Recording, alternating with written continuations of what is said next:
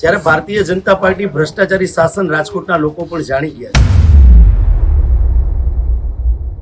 છે કે કોંગ્રેસ પોતે ટિકિટો આપવા માટે પૈસા માંગે છે, એટલે કે કોંગ્રેસમાં ટિકિટ વેચાય છે કે આ પરિસ્થિતિ બીજા પક્ષોને કેમ નથી થતી।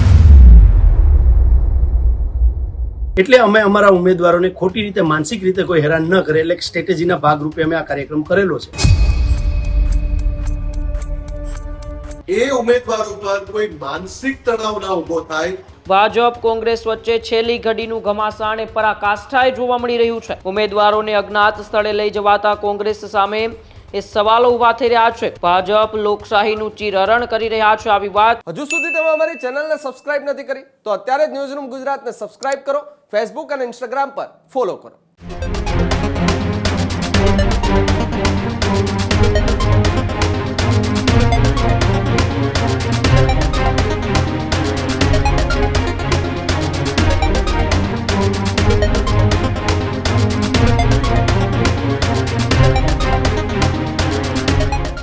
મહત્વપૂર્ણ સમાચારોની વિગતવાર આપણે વાત કરીએ તો સ્થાનિક સ્વરાજ્યની ચૂંટણી વચ્ચે રાજકીય માહોલ છે એ ગરમાયેલો જોવા મળી રહ્યો છે। ત્યારે રાજકોટની અંદરથી એ સમાચાર સામે આવી રહ્યા છે, જ્યાં રાજકોટ મનપાની ચૂંટણીને લઈને આ સૌથી મોટા સમાચાર સામે આવ્યા છે। ભાજપ કોંગ્રેસ વચ્ચે છેલ્લી ઘડીનું ઘમાસાણ એ પરાકાષ્ઠાએ જોવા મળી રહ્યું છે। રાજકોટ મનપાના ઉમેદવારોને કોંગ્રેસ અજ્ઞાત સ્થળે લઈ ગઈ। ઉમેદવારોને અજ્ઞાત સ્થળે લઈ જવાતા કોંગ્રેસ સામે એ સવાલો ઉભા થઈ રહ્યા છે। કોંગ્રેસના શહેર પ્રમુખ રાજદીપસિંહે પણ મોટો ધડાકો કર્યો છે। ભાજપ લોકશાહીનું ચીરહરણ કરી રહ્યા છે, આવી વાત કોંગ્રેસ પ્રમુખે કરી છે। અમે રણનીતિના ભાગરૂપે ઉમેદવારોને લઈ ગયા છીએ, આવી વાત પણ કોંગ્રેસ પ્રમુખે કરી છે। કેટલાક ઉમેદવારોને ધાક ધમકી આપવામાં આવી હતી, આવી વાત પણ એ કોંગ્રેસના શહેર પ્રમુખે કરી છે। ધાક ધમકીનું બહાનું કાઢી ઉમેદવારોને છુપાવી તો નથી રહી કોંગ્રેસ, આવા પણ અત્યારે સવાલો ઉઠી રહ્યા છે। ત્યારે આ બધા વચ્ચે સ્થાનિક સ્વરાજ્યની ચૂંટણીમાં જ્યારે આવતીકાલે એ ફોર્મ ખેંચવાનો દિવસ છે, ત્યારે એ પહેલા રાજકીય એ સ્થિતિ છે એ ક્યાંક ને ક્યાંક ગરમાતી જોવા મળી રહી છે। ભાજપ કોંગ્રેસ વચ્ચે છેલ્લી ઘડીનું એક ઘમાસાણ છે પરાકાષ્ઠાએ જોવા મળી રહ્યું છે, જેમાં રાજકોટ મનપાના ઉમેદવારોને કોંગ્રેસ છે એ અજ્ઞાત સ્થળે લઈ ગઈ છે। ઉમેદવારોને અજ્ઞાત સ્થળે લઈ જવાતા કોંગ્રેસ સામે પણ અનેક સવાલો ઉઠ્યા છે। ભાજપ લોકશાહીનું ચીરહરણ કરી રહ્યું છે, આવી વાત એ રાજકોટ શહેર કોંગ્રેસના પ્રમુખ રાજદીપસિંહ જાડેજાએ કરી હતી। સાથે સાથે અમે રણનીતિના ભાગરૂપે ઉમેદવારોને લઈ ગયા છીએ, જેનાથી લોકશાહીનું હનન ન થાય તેવી વાત કરતા રાજકોટ શહેર કોંગ્રેસના પ્રમુખ રાજદીપસિંહ જાડેજાએ શું કહ્યું, પહેલા આપણે તેમને સાંભળીએ। સ્થાનિક સ્વરાજ્યની ચૂંટણીના પડઘમ વાગી ગયા છે, ફોર્મ પણ ભરાઈ ગયા છે, ફોર્મ પણ ચકાસાઈ ગયા છે। જ્યારે ભારતીય જનતા પાર્ટી ભ્રષ્ટાચારી શાસન રાજકોટના લોકો પણ જાણી ગયા છે, ત્યારે જ્યારે ફોર્મ ચકાસણીના દિવસે અમારા 2-3 ઉમેદવારોને ધાક ધમકીવાળા ફોન પણ આવ્યા, ક્યાંય ને ક્યાંય તંત્ર દ્વારા પણ આનો ઉપયોગ કરવામાં આવેલો। ત્યારબાદ અમે સમગ્ર રાજકોટના 72 કોર્પોરેટરો જે ઉમેદવારો છે એમાં એક કોર્પોરેટરો જે લીડિંગ પર્સનાલિટી મુખ્ય જે અમારા છે આગેવાનો એમને જવાબદારી આપેલી હતી, અને એટલા માટે જવાબદારી આપેલી હતી કે જે પહેલીવાર ચૂંટણી લડી રહ્યા છે એને રાજકીય રીતે કઈ રીતે આગળ વધવું વોર્ડ વાઇઝ એની પણ અમે માર્ગદર્શન પૂરું પાડવાના હતા, અને એ બધાને સાથે મળીને અમે અલગ અલગ જવાબદારીઓ વહેંચેલી હતી। અને વિસ્તારની અંદર અમારા કોર્પોરેટરો સિવાયના લોકો, ઉમેદવાર સિવાયના લોકો, સંગઠનના લોકો, વોર્ડ પ્રમુખો, શહેર સંગઠન અને જે ઉમેદવારો ત્યાં છે ત્યાં પ્રચાર કાર્ય આગળ ચાલી જ રહ્યું છે। શહેર કોંગ્રેસ કાર્યાલય પણ ખુલ્લું જ છે અને ત્યાંથી પણ સંગઠનનું કામ ચાલી રહ્યું છે, પ્રચાર કાર્ય પણ ચાલી રહ્યું છે। પણ ભારતીય જનતા પાર્ટી દ્વારા લોકશાહીનું ચીરહરણ કરવાના પ્રયત્ન થઈ રહ્યા હતા, એટલે અમે અમારા ઉમેદવારોને ખોટી રીતે માનસિક રીતે કોઈ હેરાન ન કરે એટલે સ્ટ્રેટેજીના ભાગરૂપે અમે આ કાર્યક્રમ કરેલો છે। અને ભારત દેશ છે એ સમગ્ર વિશ્વની અંદર લોકશાહી ધરાવતો દેશ છે। જ્યારે દેશની અંદર અંગ્રેજોનું શાસન હતું ત્યારે પણ કોંગ્રેસ લડી અને આ દેશને આઝાદી અપાવેલી હતી, ત્યારબાદ લોકશાહીની સ્થાપના થઈ હતી, પણ આજે પણ લોકશાહી જેવું કંઈ રહ્યું નથી। ત્યારે બીજી લોકશાહી પ્રસ્થાપિત કરવાની લડાઈ અમે લોકો લડી રહ્યા છીએ, અને રાજકોટની જનતા છે એ સંપૂર્ણ રીતે આ વખતે ભારતીય જનતા પાર્ટીનો ભ્રષ્ટાચારી જે ગળો છે એને ફોડવા તત્પર છે। એટલે ભારતીય જનતા પાર્ટીના લોકો આવા વલખા મારી રહ્યા છે। આશા રાખીએ કે આવનારા દિવસોની અંદર રાજકોટની જનતા આ ભારતીય જનતા પાર્ટીનો ભ્રષ્ટાચારી ગળો ફોડી નાખશે અને ફરીથી સંપૂર્ણ સારી રીતે લોકશાહી રાજકોટ શહેર અને સમગ્ર ગુજરાતમાં સ્થપાશે, આવો મને સંપૂર્ણ વિશ્વાસ છે। જય હિન્દ, જય ભારત। ત્યારે વધુ માહિતી માટે સીધા જ ન્યૂઝ રૂમથી મારી સાથે મુફદ્દલ જોડાયેલા છે. મુફદ્દલ, જે પ્રકારે સ્થાનિક સ્વરાજ્યની ચૂંટણીને લઈને ગુજરાતની રાજનીતિમાં ગરમાવો જોવા મળી રહ્યો છે, ત્યારે રાજકોટની અંદર હવે રિસોર્ટ પોલિટિક્સ ચાલુ થયું છે. કોંગ્રેસના કેટલાક ઉમેદવારોને એ અજ્ઞાત સ્થળે લઈ જવાતા હવે કોંગ્રેસ સામે સવાલો અત્યારે ઊભા થઈ રહ્યા છે. બિલકુલ ઉમંગ, આપણે હમણાં જ કોંગ્રેસના જે શહેર પ્રમુખ છે એને સાંભળી રહ્યા હતા. એમણે આખી વાતચીતમાં જે રીતે જવાબ આપ્યો, એમણે કહ્યું કે ભાજપ છે એના દ્વારા અમારા કેટલાક ઉમેદવારોને ધાક ધમકી આપવામાં આવી રહી હતી અને એ ધાક ધમકી આપવામાં આવી રહી હતી એના કારણે જ એ ઉમેદવાર ઉપર કોઈ માનસિક તણાવ ના ઉભો થાય એટલા માટે અમે એક કાર્યક્રમનું આયોજન કર્યું છે. કોંગ્રેસ આને એક કાર્યક્રમનું આયોજન ગણાવી રહી છે, પણ સીધી રીતે એ જ નિવેદનમાં આપણે જોયું કે એમણે સ્વીકાર કર્યો કે હા અમે લઈ ગયા છીએ. અને એમાં એમણે કહ્યું કે અમારે બીજા પણ કેટલાક જે સંકલન સાધવાનું હતું, કેટલાક મેસેજ આપવાના હતા, રણનીતિ ઘડવાની હતી, એ બધી વાત કે એક સાથે કરવાની હતી, એટલે અમે એક કાર્યક્રમનું આયોજન કર્યું. પણ એમણે આ આખી વાતચીતમાં એ સ્વીકાર ચોક્કસથી કર્યો કે હા અમે લઈ ગયા છીએ. અને લઈ ગયા છીએ એમાં એમણે દોષનો ટોપલો ભારતીય જનતા પક્ષ પર એ રીતે ઢોળી દીધો કે ભાજપ લોકશાહીનું ચીરહરણ કરી રહ્યો છે. પણ અહીંયા સવાલ સૌથી મોટો એ થાય છે કે કોંગ્રેસ દર વખતે આ કોઈ વિધાનસભા, લોકસભા કે રાજ્યસભાની ચૂંટણી નથી. આપણે ભૂતકાળમાં લોકસભા કે રાજ્યસભાની ચૂંટણીમાં આવું જોયું છે કે ઉમેદવારોને કોઈ એક અજ્ઞાત સ્થળે લઈ જવામાં આવે અને દર વખતે કોંગ્રેસની ભાષા આ જ હોય છે કે ભાઈ ધાક ધમકી આપવામાં આવતી હતી, ડરાવવામાં આવતા હતા ઉમેદવારોને, એટલા માટે અમે આ કર્યું. પણ એક સવાલ તો સાયમલ્ટેનિયસલી સમાંતર એક ઉભો થાય જ છે કે તમે સૌથી જૂનો પક્ષ છો, તમે કોઈ પ્રાદેશિક પક્ષ નથી, તમારી ઘણા બધા રાજ્યોમાં સરકાર પણ છે અને તમે ઘણા બધા રાજ્યોમાં વિપક્ષમાં પણ મજબૂત રીતે છો. તો જ્યાં તમારું સંખ્યાબળ પણ છે, અલગ અલગ રાજ્યોની વિધાનસભામાં, અલગ અલગ રાજ્યોની જે અલગ અલગ રાજ્યોમાંથી જે સાંસદો ચૂંટાઈને લોકસભામાં ગયા છે, રાજ્યસભામાં પણ તમારા ચહેરાઓ છે, નેતાઓ છે, તો એ પક્ષને સ્થાનિક સ્વરાજની ચૂંટણી, હું આટલું કેમ વિસ્તારથી કહી રહ્યો છું, સ્થાનિક સ્વરાજની ચૂંટણી, મહાનગરપાલિકાની ચૂંટણીમાં એ પક્ષને પોતાના ઉમેદવારોને શું છુપાવવા પડી રહ્યા છે? આ સવાલ અહીંયા ચોક્કસથી પૂછાઈ રહ્યો છે.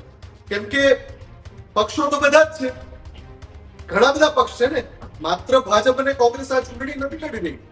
સ્થાનિક સ્વરાજની ચૂંટણી હોય, પ્રાદેશિક પક્ષો પણ હોય એમાં, અને એવા ઘણા નાના નાના પ્રાદેશિક પક્ષો પણ છે. આમ આદમી પાર્ટી પણ લડી રહી છે. એ સિવાય વાત કરીએ તો બસપા, ટીએમસી, આ પ્રકારના પક્ષો પણ ચૂંટણી લડી રહ્યા છે. તો એવી ઘટના તો સામે નથી આવી રહી કે આવા કોઈ પ્રાદેશિક પક્ષોએ આવું કરવું પડ્યું. સૌથી જૂનો પક્ષ કોંગ્રેસ, કે જેનું મેં એટલે ઉદાહરણ આપ્યું કે જેના લોકસભામાં અને રાજ્યસભામાં પ્રતિનિધિઓ છે, અલગ અલગ રાજ્યોની વિધાનસભામાં ક્યાંક સરકારમાં છે તો ક્યાંક મજબૂત વિપક્ષ તરીકે ભૂમિકા ભજવે. એ કોંગ્રેસને આવી પરિસ્થિતિ કેમ ઊભી થાય છે? અને પછી સ્ક્રિપ્ટ એક સરખી જ હોય એવું લાગે છે.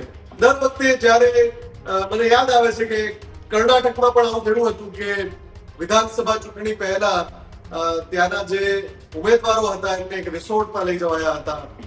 આવું આપણે ગુજરાતમાં રાજ્યસભાની ચૂંટણી વખતે પણ જોયું હતું. એટલે ભૂતકાળમાં થયું છે અને કોંગ્રેસ સાથે થયું છે અને કોંગ્રેસ આ રીતે કરે છે. કોંગ્રેસ આને સ્ટ્રેટેજીનો એક ભાગ ગણાવી રહી છે. હોઈ શકે, આ રણનીતિનો પણ એક ભાગ હોઈ શકે. પણ જ્યારે તમે આ પ્રકારની રણનીતિથી ચૂંટણી મેદાનમાં ઉતરો છો તો સમાંતર એક સવાલ ઉભો થાય છે કે આ પરિસ્થિતિ બીજા પક્ષોને કેમ નથી થતી? ધાક ધમકી તમને જ કેમ મળે છે? અને જો ધાક ધમકી મળે છે તો તમારું સંગઠન શું કરી રહ્યું છે? જો ધાક ધમકી મળે છે તો આપો પુરાવા, કરો પોલીસ ફરિયાદ કરી શકો ને પછી તમે ત્યાં પણ એ જ સ્ક્રિપ્ટ લાવશો કે પોલીસ તો એમની જ છે જે સત્તા પક્ષ છે એની. પણ એ પણ એક પ્રક્રિયા છે ને, તમે એ પ્રક્રિયાને અનુસરો તો ખરા. પણ મૂળ વાત એ છે અહીંયા ઉમંગ કે મહાનગરપાલિકાની ચૂંટણીમાં પણ રિસોર્ટ પોલિટિક્સમાં આવી જવું એટલે એ બતાવે છે, અને રણનીતિનો ભાગ હોય તો પણ સવાલ તો એ થાય જ છે કે તમારે આવું શા માટે કરવું પડે છે. અને એનો જવાબ કોંગ્રેસના નેતાઓ જ આપી શકે છે. અને જ્યારે આપણે એમને સવાલ પૂછીએ છીએ ત્યારે હંમેશા એમનો જવાબ એવો જ હોય છે કે ભાઈ આ તો લોકશાહીનું હનન થઈ રહ્યું છે. ક્યારેક એમના નેતા, એમના શહેર પ્રમુખ એ મેન્ડેટ મોડો પહોંચાડે તો એ ચૂંટણી પંચ ઉપર આરોપો કરે છે. ક્યારેક આવી ઘટના બને કે ધાકધમકી આપવામાં આવે તો એ ભાજપ ઉપર આરોપ કરે છે.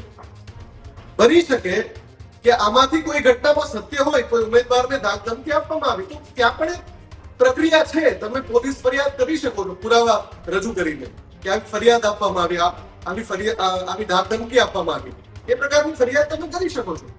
પણ આપણે જોયું છે કે રાજનીતિમાં રિસોર્ટ પોલિટિક્સ એક અભિન્ન અંગ બની ગયું છે. જ્યારે પણ ચૂંટણી હોય છેલ્લી ઘડીએ પક્ષોને જ ભરોસો નહીં હોતો. જે ઉમેદવારોને પસંદ કરીને જનતાની સેવા માટે, ચૂંટાવા માટે મોકલી રહ્યા છે, એ જ ઉમેદવારો પર જે તે રાજકીય પક્ષોને ભરોસો ન હોવો એ ખૂબ જ સંગીન અને ગંભીર બાબત છે. ઉમંગ, સાથે જોડાવા બદલ અને માહિતી બદલ. તો જે પ્રકારે અત્યારે પ્રેશર પોલિટિક્સની વચ્ચે હવે આ રિસોર્ટ પોલિટિક્સ ચાલુ થયું છે, તેમની ઉપર હવે સૌ કોઈની નજર રહેલી છે. તો જે પ્રકારે અત્યારે રાજકોટથી કોંગ્રેસના કેટલાય ઉમેદવારોને અજ્ઞાત સ્થળે લઈ જવામાં આવ્યા છે, તેને લઈને હવે એ પ્રતિક્રિયાઓ સામે આવી રહી છે. ત્યારે ભાજપના જે પ્રવક્તા છે ડોક્ટર અનિલ પટેલ, તેમની પણ પ્રતિક્રિયા અત્યારે એ સામે આવી છે. ડોક્ટર અનિલ પટેલનું એ નિવેદન અત્યારે સામે આવ્યું છે, જેમાં ડોક્ટર અનિલ પટેલે કોંગ્રેસના રિસોર્ટ પોલિટિક્સ અંગે નિવેદન આપ્યું છે. કોંગ્રેસ પર ડોક્ટર અનિલ પટેલના આકરા પ્રહાર જોવા મળ્યા છે. કોંગ્રેસે પહેલા ઉમેદવાર શોધો અભિયાન ચલાવ્યું અને હવે કોંગ્રેસે ઉમેદવાર સંતાડો અભિયાન શરૂ કર્યું છે. પરિણામના દિવસે કોંગ્રેસનું એ મુંહ સંતાડો અભિયાન પણ ચાલુ થશે. આવી વાત એ ભાજપના પ્રવક્તા ડોક્ટર અનિલ પટેલે કરી છે. કોંગી નેતાએ જ કબૂલ્યો કે ટિકિટ આપવા માટે પાર્ટી પૈસા માંગે છે. કોંગ્રેસને પોતાના ઉમેદવારો પર વિશ્વાસ નથી. આવી વાત પણ એ ડોક્ટર અનિલ પટેલે કરી. 28મીએ કોંગ્રેસને તેમની વાસ્તવિક સ્થિતિની ખબર પડી જશે.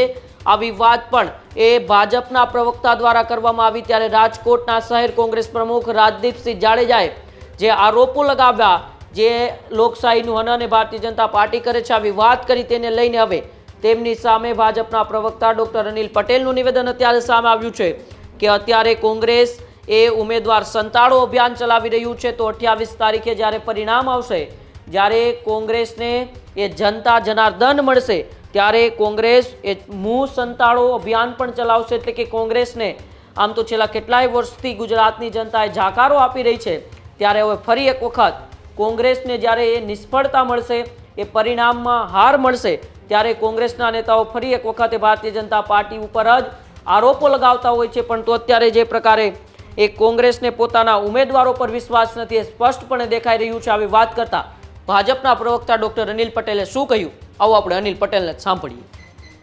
કોંગ્રેસ જે અત્યારે રિસોર્ટ પોલિટિક્સ કરી રહી છે, આ એ જ કોંગ્રેસ છે કે જેણે ઉમેદવારી પત્રો ભરાયા એ પહેલાં ઉમેદવાર શોધો અભિયાન ચલાવ્યું અને QR કોડથી ઉમેદવાર શોધવાનો પ્રયત્ન કર્યો હતો.